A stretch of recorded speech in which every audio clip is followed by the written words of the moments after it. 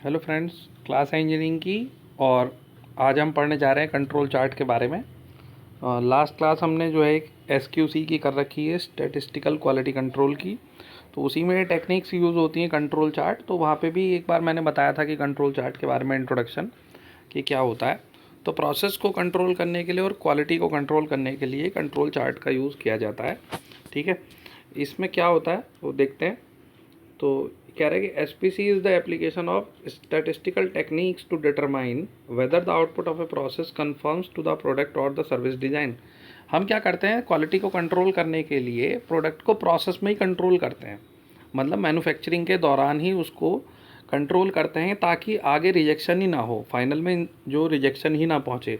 ठीक है, वो लाइन पे ही रुक जाए।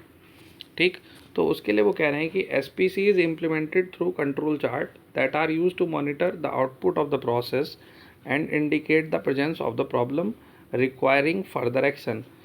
कंट्रोल चार्ट के माध्यम से हम क्या करते हैं, हमें पता चल जाता है कि प्रोसेस में क्या प्रॉब्लम चल रही है, कि जो हम प्रोडक्शन कर रहे हैं कि वो हमारी रिक्वायरमेंट के हिसाब से हो रहा है या नहीं हो रहा है, जो डिज़ाइन बन रहे हैं वो अपनी ड्राइंग के हिसाब से बन रहे हैं, जो डायमेंशन है वो ड्राइंग के हिसाब से चल रही हैं या नहीं। तो ये सारी चीज़ें हमें जो है कंट्रोल चार्ट की हेल्प से पता चल जाती हैं। और अगर वो मान लो हमारी लिमिट से बाहर जा रही है, रिक्वायरमेंट से बाहर जा रही है, तो हम जो है वहाँ से रेक्टिफाई करके फिर उनको प्रॉब्लम को दूर करने की कोशिश करते हैं। ठीक है, तो यहाँ पे नेक्स्ट है कि कंट्रोल चार्ट जो है वो दो तरीके के वेरिएबल जो होते हैं, जैसे वेरिएबल और एट्रीब्यूट्स। आपको पता है कि दो तरीके के कंट्रोल चार्ट होते हैं, वो क्लासिफिकेशन भी पढ़ना है हमें। ठीक है, तो वेरिएबल क्या होते हैं कि जैसे डायमेंशन हो गया, ठीक है, स्पेसिफिकेशन हो गई कुछ, उन पे आप चेक करते हो। एट्रीब्यूट जो है आपके वो यस और नो पे डिपेंड करते हैं कि आपको लॉट एक्सेप्ट करना है या रिजेक्ट करना है। ठीक है, आगे देखते हैं बच्चों characteristics of control chart. Control chart की क्या कैरेक्टरिस्टिक्स होती हैं, हालांकि ये मैंने बता रखा है फिर भी लेकिन रिवाइज करा दे रहे हैं। एक normal underline the average of several past sample. हम क्या करते हैं, देखिए मैं आपको याद दिलाता हूँ थोड़ा।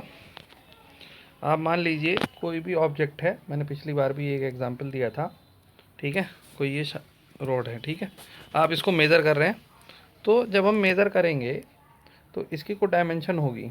ठीक है, तो उन डायमेंशन का हम रिकॉर्ड बनाते हैं कि मान लीजिए 10 mm की हमें जो है इसमें ग्राइंडिंग करनी है कि ठीक है, या टर्निंग करने के बाद जो है 10 mm इसकी हाइट होनी चाहिए। तो वो प्लस माइनस जो है वो थोड़ी बहुत टॉलरेंस आपको पता है रहती है। तो हम मेज़र जब चेक करते हैं तो हम ये देखते हैं, कोई हो सकता है 9.85 आएगी, कोई 9.87 आएगी, कोई 10.02 भी आएगी। ठीक है, तो वो प्लस माइनस का जो टॉलरेंस रहता है उसको हम जो है चार्ट के थ्रू शो करते हैं। ठीक है, तो देखिए मैं डायग्राम में दिखाता हूँ। जैसे तो यहाँ आप देख रहे हैं ये एक एवरेज लाइन है, जो आपका उस इंस्पेक्शन का एवरेज आ रहा है, जो कि इसके आसपास रहना चाहिए। उसके बाद ये एक अपर कंट्रोल लिमिट है और एक लोअर कंट्रोल लिमिट। तो जो आपकी ऑब्जर्वेशन है, जो आप चेकिंग कर रहे हैं, वो इसके अंदर अंदर ही आना चाहिए। ठीक है, और वो एवरेज लाइन से भी बच्चों ज़्यादा डिस्ट्रीब्यूट ना हो। आप ये समझिए, अगर सपोज मान लीजिए आपकी जो चेकिंग है वो मान लीजिए यहाँ अपर कंट्रोल लाइन या लोअर कंट्रोल लाइन को टच हो तक भी जा रही है, इतना वेरिएशन अगर आ रहा है, ठीक है, तो आपको एक्शन लेने की ज़रूरत है, क्योंकि हमें इतना वेरिएशन नहीं चाहिए, वो एवरेज लाइन के आसपास ही चलना चाहिए। ठीक है, एवरेज लाइन के आसपास ही वो जो है मूव करना चाहिए। तो समझ लीजिए आपका जो प्रोडक्शन है वो सही चल रहा है। ठीक है, तो इससे जो है हमें कंट्रोल चार्ट से ये हेल्प मिलती है। तो वही यहाँ पे लिखा हुआ है कि to control limit use to जज whether the action is required and upper control limit and the lower control limit. Point जो है वो और भी ऐड किए जाते हैं इसमें। ठीक है, उसके बाद इसके आते हैं कि control chart purpose and advantage. इसके क्या पर्पज़ है और क्या इसके एडवांटेज हैं। तो पहला तो ये है कि अगर इससे आपको ये पता चल जाता है कि whether the process in control और आउट ऑफ कंट्रोल, जो आपका प्रोसेस हो रहा है वो कंट्रोल में है या आउट ऑफ कंट्रोल, मतलब उसमें कोई करेक्शन की ज़रूरत है। तो वो आपको मैंने अभी बताया कि अगर आपकी जो लाइनें हैं वो अपर कंट्रोल लिमिट को टच कर रही है या एलसीएल को टच कर रही है, तो आपको एक्शन की ज़रूरत है, आपको ये पता चल जाता है। ठीक है, दूसरा है it determine process variability and detects unusual variation taking place in a process. Process में वेरिएबिलिटी आ रही है या कुछ अनयूजुअल वेरिएशन हो रहे हैं जो होने नहीं चाहिए। ठीक है, तो उनको भी ये डिटेक्ट करता है, उनको पहचान लेता है कि हाँ यहाँ पे प्रॉब्लम है। फिर बाकी जो है फिर वो क्वालिटी वालों का काम है, ठीक है, कि वो उसको किस तरीके से रिमूव करना है। लेकिन हम ये सीख रहे हैं कि कंट्रोल चार्ट से हमें क्या फ़ायदे हो रहे हैं। तो हमें ये फ़ायदे हो रहे हैं, हमें प्रोसेस में वेरिएशन पता चल रहा है, ठीक है, क्वालिटी में कितना वेरिएशन हो रहा है वो पता चल रहा है, ठीक है। उसके बाद it ensure product quality level, इससे जो आपके प्रोडक्ट की क्वालिटी लेवल इंश्योर होता है। ये तो आपको समझ में ही आ रहा है, क्योंकि आप जब चेकिंग कर रहे हो और आपके प्रोसेस को मॉनिटर कर रहा है कि आपका काम सही चल रहा है कि नहीं, तो ये हमारा क्वालिटी लेवल को इम्प्रूव कर देता है। नेक्स्ट है it once in time and if the process is rectified at that time, scrap और percentage rejection can be reduced.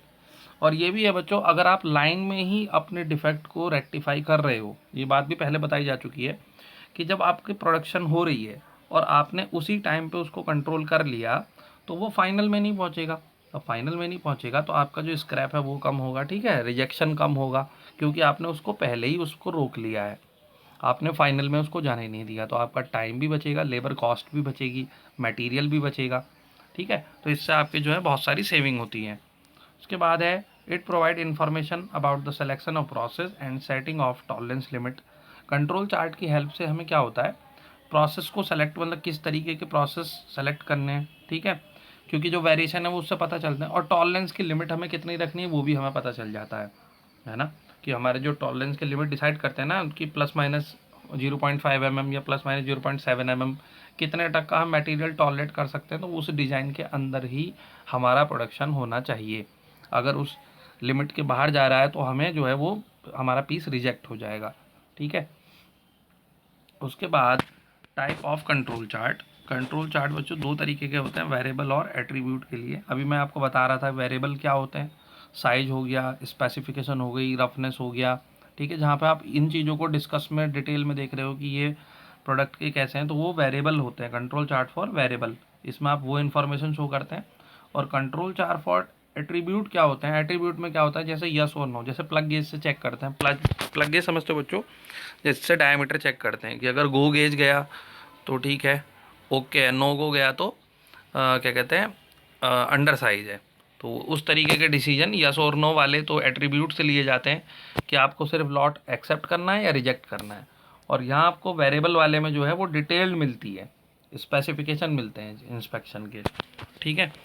तो इसके बाद यहाँ पे बताया गया कि कंट्रोल चार्ट, यहाँ पे लिखा भी है देखिए, control chart based on attribute और variable. In other words quality can be controlled either through actual measurement of dimension, weight, strength. ये जो मेजरमेंट आते हैं ये कंट्रोल चार्ट फॉर वेरिएबल में आते हैं, ठीक है। और थ्रू एट्रीब्यूट और यस और नो क्राइटेरिया, कि सिर्फ लॉट को सेलेक्ट करना है या रिजेक्ट करना है, ठीक है, उसके विजुअल इंस्पेक्शन से या और किसी चीज़ से, तो ये आपका कंट्रोल चार्ट फॉर एट्रीब्यूट में आता है। तो हम यहाँ पे कंपेरिजन और एट्रीब्यूट चार्ट में कौन से ज़्यादा बेनिफिट होते हैं या किसके एडवांटेज हैं। तो देखिए बच्चों, इसमें एडवांटेज जो बता रहे हैं कि वेरिएबल चार्ट, ठीक है, कि वेरिएबल चार्ट के क्या एडवांटेज हैं ओवर एट्रीब्यूट चार्ट। तो इसमें आपको भी मैंने जैसे बताया कि लिखा है कि वेरिएबल चार्ट जो है उसमें इन्वॉल्व होता है जॉब्स का मेजरमेंट, डायमेंशन हो गया, ठीक है। और क्या कहते हैं एट्रीब्यूट वाले में क्या होता है कि एक्सेप्टेड और रिजेक्टेड, उसमें सिर्फ यस और नो वाले में होता है, ठीक है। डिफेक्टिव है या नॉन डिफेक्टिव है, डिफेक्टिव है तो यस, वो डिफेक्टिव है तो नो, और नॉन डिफेक्टिव है तो यस, ठीक है। और उसमें जो है मेजरमेंट नहीं करते हैं एट्रीब्यूट वाले में, ठीक है। और वेरिएबल वाले में क्या करते हैं, वेरिएबल वाले में आप चेकिंग करते हो पूरी की, if it dimension are within or beyond the fix tolerance limit, कि आप जो डायमेंशन है वो यूसीएल और एलसीएल के अंदर आ रही हैं या नहीं आ रही हैं, जो भी हमने लिमिट डिसाइड की है। अगर वो उस लिमिट में है तो वह वो सेलेक्ट होगा, ठीक है, वो आपको शो करेगा, वरना वो नहीं करेगा, ठीक है। उसके बाद variable charts are more detailed and contain more information as compare to the attribute chart. ये बात आपको समझ में आ ही रही है कि वेरिएबल चार्ट में ज़्यादा इन्फॉर्मेशन शो होती है as compare to attribute chart के, ठीक है। दूसरा, जो एट्रीब्यूट वाले चार्ट होते हैं क्योंकि वो गो और नो गो डाटा पे बेस्ड होते हैं, ठीक है, तो उसमें जो सैम्पल साइज है वो ज़्यादा बड़े लिए जाते हैं। क्यों? क्योंकि वहाँ पे आप जो है सिर्फ लॉट को इसी बेसिस पे एक्सेप्ट और रिजेक्ट करते हो, डिफेक्टिव और नॉन डिफेक्टिव बेसिस के बेस पे। वहाँ पे आपके पास ज़्यादा डिटेल नहीं होती, तो इसलिए आपको सैंपल का साइज़ ज़्यादा लेना पड़ता है, ठीक है। दूसरा, variable chart are relatively expensive variable chart जो है हमारे वो थोड़े महंगे पड़ते हैं। क्यों? क्योंकि यहाँ पे आपको डाटा ज़्यादा कलेक्ट करना पड़ता है। डाटा ज़्यादा कलेक्ट करना पड़ेगा तो आपको ऑपरेटर प्लस इंस्पेक्टर, जो आपके क्वालिटी इंस्पेक्टर होते हैं, क्वालिटी की टीम होती है, उनकी इन्वॉल्वमेंट ज़्यादा चाहिए। ठीक है, क्योंकि वो लोग ही डाटा कलेक्ट करके देते हैं, वो डाटा को मॉनिटर किया जाता है।